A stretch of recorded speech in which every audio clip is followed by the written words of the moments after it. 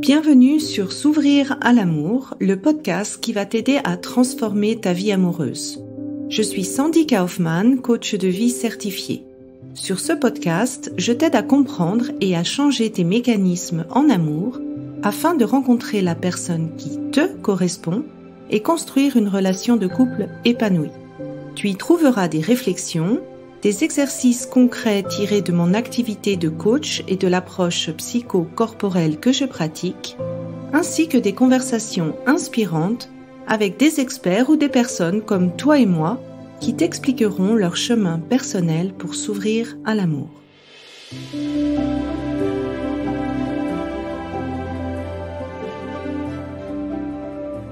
Aujourd'hui, pour cette love story, je suis super contente d'avoir comme invitée Flavia qui a suivi le programme et qui va vous partager son expérience personnelle à ce sujet. Bonjour Flavia, déjà merci d'être là et je voudrais savoir en fait qu'est-ce qui t'a finalement motivé à rejoindre le programme S'ouvrir à l'amour. Bonjour Sandy et merci de me recevoir. Ce qui m'a motivée dans le programme S'ouvrir à l'amour, j'avais fait plusieurs choses avant, des thérapies, des lectures, tout un travail sur moi, des voyages, mais je sentais qu'il me manquait quelque chose. Et puis en tombant sur ton programme, ce qui m'a séduite d'entrée de jeu, c'est l'approche psycho et corporel. D'avoir vraiment les deux, c'est quelque chose qui m'a tout de suite parlé. De travailler avec le corps aussi, c'est quelque chose qu'on oublie souvent. Et puis aussi le côté approche thérapie brève, de pas me lancer dans une thérapie sur 10 ans, d'avoir des résultats assez vite selon ce que j'ai pu voir, entendre. Et puis d'avoir quelque chose de concret. De pas partir sur les problèmes de mon enfance, me remettre la faute sur ma mère ou je sais pas quoi, ce qu'on pourrait avoir dans des thérapies peut-être un peu plus traditionnelles, mais vraiment travailler sur moi et concrètement en fait. Oui, alors c'est souvent les gens, ils ont souvent peur en fait que quand je dis on travaille sur le passé, justement, c'est qu'on va parler du passé pendant longtemps, mais en fait, cette partie du passé, elle est vraiment juste dédiée à repérer les schémas, à faire le travail au niveau du corps. Et c'est ce qu'on fait finalement dans cette étape de bilan et journée passée. Puis après, je dis toujours, le passé, c'est du passé. Mais c'est vrai que c'est important quand même de faire cette base pour la suite, mais c'est pas le sujet principal du discours. Merci de le rappeler parce que c'est vrai, c'est quelque chose qu'on me dit souvent. Et justement, quand on commence, en fait, la première étape, c'est le bilan. Qu'est-ce que ce bilan pour toi t'a permis de réaliser, en fait? Alors, le bilan, au début, je l'ai fait une première fois assez rapidement et puis j'ai eu besoin de le reprendre 2 ou 3 fois pour aller vraiment dans le fond des questions que tu posais. Et puis, j'ai vraiment réalisé que mes schémas étaient liés à plein d'autres choses, en fait, qu'à mes relations amoureuses. Je pensais que j'avais un problème dans mes relations amoureuses, donc c'était forcément là que ça devait jouer. Mais en fait, il y avait plein de choses au niveau de mon enfance, au niveau de ma famille, de la place que j'avais, plein de choses, en fait, où j'avais identifié peut-être le problème un peu de base, mais en allant chercher pourquoi, et ça particulièrement après dans la journée passée, mais d'aller chercher à chaque fois plus loin et qu'est-ce qui venait avant, pourquoi j'avais cette pensée-là, cette croyance-là, ça m'a vraiment permis d'aller beaucoup plus en profondeur, en fait. Est-ce qu'il y a justement un schéma ou un qui t'a particulièrement surprise ou marqué? Ouais, la principale prise de conscience que j'ai eue, c'est la mort de mon petit frère. L'importance qu'elle avait eue dans ma vie, c'est quelque chose qui a été bien vécu. Je peux pas vraiment dire ça parce que la mort d'un enfant, ça peut pas bien se vivre, mais j'avais l'impression que c'était quelque chose qui était OK. Et puis en fait, j'avais gardé plein de choses en moi et ça, c'est vraiment mon corps qui a gardé beaucoup de choses. J'ai pas eu besoin d'exprimer beaucoup de choses à mon entourage ou même à moi. Mais vraiment, j'ai ressenti avec le massage des endroits qui étaient complètement bloqués dans mon corps. Et après le massage, c'est vraiment sorti pendant longtemps encore. J'ai vraiment des émotions qui sont revenues par rapport au décès de mon petit frère. Merci pour ce partage parce que souvent, en fait, c'est un événement que la famille peut bien vivre. Il peut y avoir arriver à passer cette épreuve qui est pas facile. Mais c'est vrai que des fois, en fait, le corps enregistre certaines choses qu'on n'a pas forcément conscience et on s'en rend compte justement lors de la journée passée. Est-ce que tu as envie d'expliquer? Donc, tu as été avec Elena à la journée passée. Quel a été ton ressenti de cette journée? Qu'est-ce que tu as pu remarquer comme manifestation? Parce que c'est souvent une question qu'on me pose et je préfère laisser les personnes répondre. Alors, lors de la journée passée, ça a été vraiment une journée pour moi complètement hors réalité, j'ai l'impression. Ça faisait aussi un moment que j'avais pas pris une journée vraiment pour moi. Et puis le travail tellement bienveillant et accueillant d'Elena m'a vraiment fait du bien. Je me suis sentie en confiance directement, donc ça c'était vraiment quelque chose d'important pour moi. J'avais peur, je savais pas où j'allais, qu'est-ce que j'allais faire, donc j'y allais avec plein de craintes. Et puis quand je suis arrivée d'entrée de jeu, je me suis sentie à l'aise avec Elena. Elle m'a fait me sentir à l'aise. Et puis là, on a vraiment passé la journée avec des moments. Je crois que ce que je me souviens le plus, c'est les moments de pause en fait. Où elle m'a fait sortir, aller marcher, et puis tous ces moments où j'étais toute seule avec moi, avec le dialogue aussi d'avant qui résonnait, et puis aller chercher comme ça. C'est quelque chose on n'a pas l'habitude, en tout cas moi j'avais pas l'habitude de faire, d'aller chercher des souvenirs, des choses qui étaient peut-être un peu plus enfouies. Et puis du coup ça c'était intense. Je suis ressortie de cette journée fatiguée, très fatiguée, mais avec un sentiment de légèreté, vraiment de bien-être que j'ai rarement eu dans ma vie. Et le corps, comment il a réagi? Qu'est-ce que toi tu as ressenti? Est-ce que le corps, t'as senti des changements, enfin des manifestations ou? Alors, sur le moment, oui, mon corps a beaucoup réagi. Enfin, j'ai pleuré, j'ai sorti en fait beaucoup de choses. J'avais vraiment des sensations de picotement, de chaleur aussi qui arrivaient. Et puis en fait, c'est surtout par après que j'ai eu vraiment des déblocages. J'étais souvent constipée, souvent un peu bloquée comme ça dans mon corps. Et puis vraiment, les jours après, j'ai ressenti vraiment une légèreté et puis plein de choses qui sortaient en fait. Tout d'un coup, mais en regardant un grand-papa prendre le bus, j'avais les larmes qui coulaient parce que je me disais, ah mais c'est génial, tout ce qu'il arrive à faire. Enfin voilà, d'être émerveillée en fait par plein de choses et de laisser aller ses émotions, ça m'a fait un bien fou en fait. Oui, alors c'est vrai que en fait la journée passée, elle sert vraiment à débloquer et puis le travail en fait continue de se faire. Et je dis toujours à peu près un mois après la journée passée, je demande à toutes les participantes de regarder un peu les changements parce que c'est là où on commence à voir qu'il y a des nouveaux mécanismes, des nouvelles choses qui se mettent en place. Et en effet, il y a des choses comme ça, comme tu as décrit, qui se passent soit au niveau fonctionnel du corps, soit au niveau émotionnel, qui continuent de se faire après la journée passée. Après la journée passée, donc on passe dans le pratico-pratique avec le coaching de groupe. En quoi, en fait, pour toi, le coaching de groupe t'a aidé? Qu'est-ce qui a été particulièrement important ou en quoi ça t'a aidé? Je pense qu'il y a deux choses. La première chose, c'était de me rendre compte que, en fait, toutes les personnes qui participaient, on arrivait à reprendre des choses, des difficultés par lesquelles on était passé ou pas, des choses. Je me suis sentie vraiment normale et à ma place.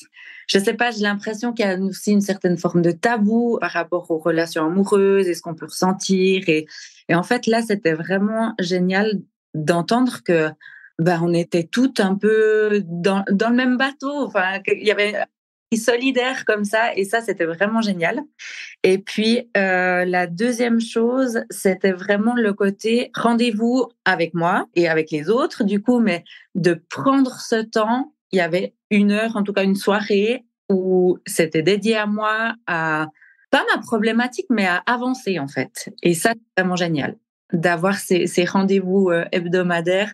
Du coup, aussi avec les exercices qu'il y avait à faire entre deux, j'ai l'impression que c'était intense, mais que je pouvais garder ma vie à côté. Donc, pour moi, c'était vraiment l'idéal. Et c'est important ce que tu dis. C'est vrai que souvent on se dit l'amour ça doit être naturel. Et puis j'avais parlé avec une autre personne qui a fait le Love Story, elle m'a dit, mais Sandy, en fait, on a tous besoin d'apprendre à relationner.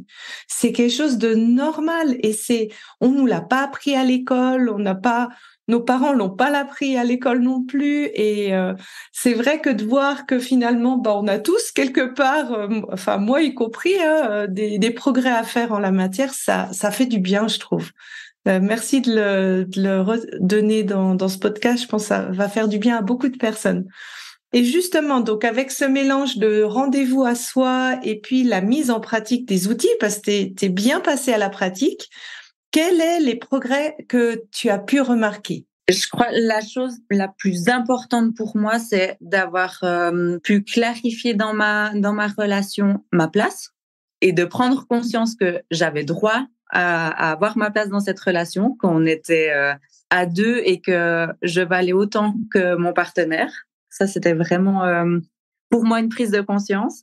Et puis, d'avoir pu oser en fait poser les choses, oser clarifier mes attentes, d'avoir pris le temps ou donner la place en fait à ces questionnements et à mes attentes.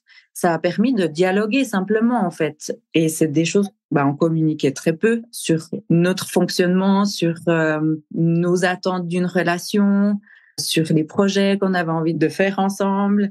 Enfin, ça a permis vraiment de prendre le temps pour notre relation. Et comment tu te sens maintenant dans la relation? Dans la relation, je me sens bien mieux. Il y a encore des phases de doute, de clarification à faire, mais je me sens vraiment à ma place et je me sens beaucoup plus sûre de notre relation. Et quel est l'autre aspect aussi que tu as beaucoup mis en pratique aussi dans la phase du coaching avec le dialogue intérieur? Est-ce que tu as envie de partager? Oui, ça, je crois que c'était une base que je devais absolument avoir et travailler parce que je me parlais, chaque fois que je me parlais dans ma tête à moi-même, c'était toujours des choses très négatives. Je suis exigeante et puis avec les exercices, avec le coaching, j'arrive de plus en plus à donner la place à un dialogue positif et un dialogue bienveillant envers moi. Et ça, c'est quelque chose qui change ma vie aussi au quotidien. Pas seulement dans ma relation amoureuse, mais aussi dans ma relation avec les gens, dans ma relation au travail, partout en fait, où je me laisse beaucoup plus être moi et je suis assez comme ça. Je trouve qu'aussi de faire cette clarification, quelle est la part qui vient de mes doutes intérieurs, les pensées que j'entretiens, et puis quelle est la part que je dois clarifier dans la relation. En fait, ça permet de vraiment aussi alléger tout le poids qu'on met à la relation, de dire non, ça c'est ma partie, ça c'est lié en moi, et puis on est d'accord, hein, un dialogue intérieur, on en parlait offline, c'est quelque chose qui se travaille, moi je dirais presque toute une vie, parce que l'amour de soi, c'est quelque chose de constant qui évolue et qui nous redemande de rechoisir, nous redemande de décider de voir en fait ce qu'on a envie de cultiver comme pensée vis-à-vis de nous-mêmes. Et je peux te féliciter parce que vraiment, t'as vraiment mis beaucoup en pratique. Et je dis toujours, les résultats qu'on obtient aussi, ça dépend beaucoup de ta mise en pratique. Donc, j'en profite aussi pour te féliciter à nouveau.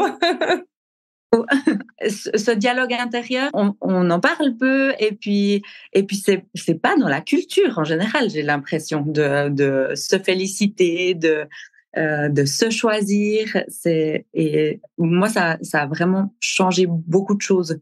Ouais, d'être beaucoup plus bienveillante avec moi-même. Et puis tu dis souvent on est sa meilleure amie ou son pire ennemi. Mais de choisir d'être sa meilleure amie, je crois que c'est vraiment quelque chose qui peut changer. Oui, ça, on peut le répéter vraiment beaucoup de fois. Pensez à être votre meilleur ami. Choisissez d'être votre meilleur ami. Est-ce qu'il y a d'autres choses que tu avais envie de dire ou est-ce que tu as envie de passer à qui tu recommanderais le programme? Peut-être aussi, ce qui m'a vraiment marqué, c'est tout ce côté émotion. Le travail de laisser venir les émotions, de pas se bloquer, de laisser la place. Puis là aussi, tu dis, vos émotions sont vos amis. Et on n'aime pas être en colère, on n'aime pas être triste. Et c'est important de laisser de la place à ces émotions-là aussi. Et puis ça, c'est vraiment quelque chose qui a évolué aussi après le coaching. Et puis les outils concrets que tu donnes, ça c'est vraiment, pour moi, ça a vraiment été une nouveauté complète par rapport à ce que j'avais vécu avant, ce que j'avais aussi comme écho de thérapie, d'autres choses. Enfin, d'avoir des exercices super précis, ça permet vraiment d'avancer et de faire le premier pas. Oui, alors vraiment c'est le but en fait de mettre en pratique dans sa vie, parce que quand on met en pratique, et même si on a, toi, tu étais en relation, mais les autres étaient pas forcément en relation, qu'elles le mettent en pratique avec leurs relations, leurs amis, leurs collègues, tu ressens l'effet, tu ressens le côté pratique, ça te motive à aller plus loin parce que tu vois que ça change ta vie. Donc, c'était vraiment ce but. Merci de l'avoir rappelé. Et puis, pour le sujet des émotions, c'est vrai, c'est nos meilleures amies parce que dans ce sens-là, elles nous disent quand ça va pas. Elles nous disent quand ça va, mais elles nous disent aussi quand ça va pas, et ça nous permet de nous dire, ok, qu'est-ce qui va pas? Est-ce que c'est mes pensées ou est-ce que c'est les faits? Finalement, quand on leur fait confiance, on arrive à plus se comprendre et plus comprendre ce qui doit changer, en fait. Et donc là, maintenant, à qui tu recommanderais le programme? J'ai envie de dire à tout le monde, mais non, vraiment, je pense que c'est tellement important de prendre ce temps. Je le recommanderais d'abord aux personnes qui ont envie d'aller un peu plus loin, qui ont envie que quelque chose change par rapport à leur relation amoureuse, que ce soit célibataire, en couple. Il n'y a pas, je pense, de limite. Je le recommande vraiment à toutes les femmes, mais aussi aux hommes. Oui, alors moi, j'aimerais bien faire un groupe aussi pour les hommes, si jamais je lance l'appel. J'en parlerai à mon partenaire. Je pense que ça va faire du bien aussi. Mais non, ouais, je le recommande vraiment à toutes les femmes qui ont envie d'aller un peu plus loin dans leur fonctionnement en relation amoureuse ou autre aussi. Écoute, Flavia, merci encore pour ton témoignage. Et puis, je vous souhaite beaucoup de bonheur, beaucoup de bonne suite à tous les deux. Donc voilà, si toi aussi tu as envie de passer ce cap, apprendre ces bases en fait qui sont essentielles pour la vie amoureuse, tu as le lien du programme dans l'épisode. Merci encore. Merci à toi. Si tu veux approfondir ce que tu as écouté dans cet épisode de podcast, je t'invite à regarder mon webinaire gratuit « Comment se libérer des schémas qui t'empêchent d'être heureux en amour ». Tu trouveras le lien dans les notes de cet épisode ou sous l'adresse sandykaufman.ch/fr/passé. Et n'oublie pas, il n'y a que tes peurs qui te séparent de l'amour.